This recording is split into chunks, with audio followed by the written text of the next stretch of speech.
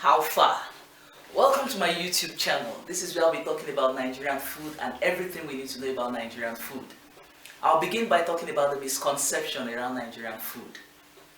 For example, I hear people say African food, African food, African food. I just want to clear the air.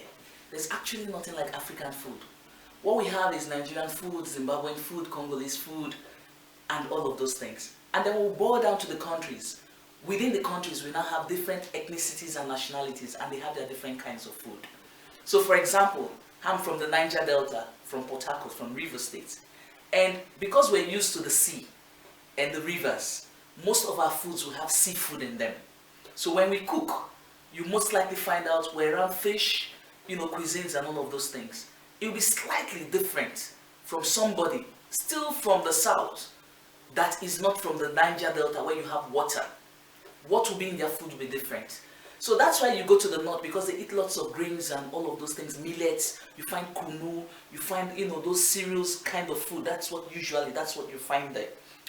So when we talk about Nigerian food, when people talk about African food, trying to box the whole of Africa with their food, we should always let them understand, make them understand that no, that Africa is not a country, it's a continent. And each of those countries in the continents, they have their food indigenous to the various peoples in those countries. That is why you eat a Cape Malay, for example, and a Zulu person will prepare their own kind of traditional dish for you. It's quite different. This one is what Cape Townians, people on this side, are used to. That's their food. It's different from what you have traditionally in the Eastern Cape, for example, in the Northern Cape. So let's keep it at that point. And then secondly, I also want to talk about not the African thing this time, the myth around the kind of things we eat. People usually think we eat sheep head and goat head and as if that's all that Nigerian food is about. No, that's not it.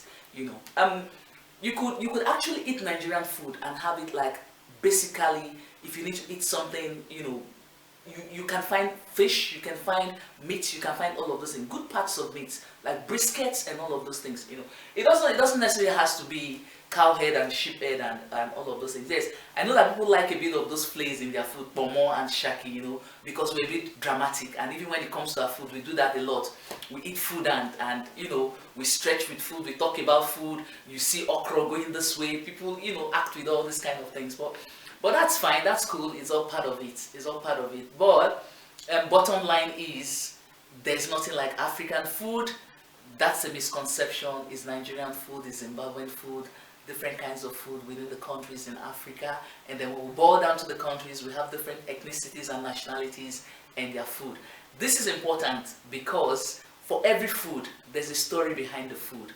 There is a tradition behind the food. There's something very dear that people hold to around their food. So we need to respect that, and when we eat this food, we need to put all of this into consideration and talk about it when we eat the food. So thank you very much. Next time we'll take you to the next series. Thank you for watching. Bye bye.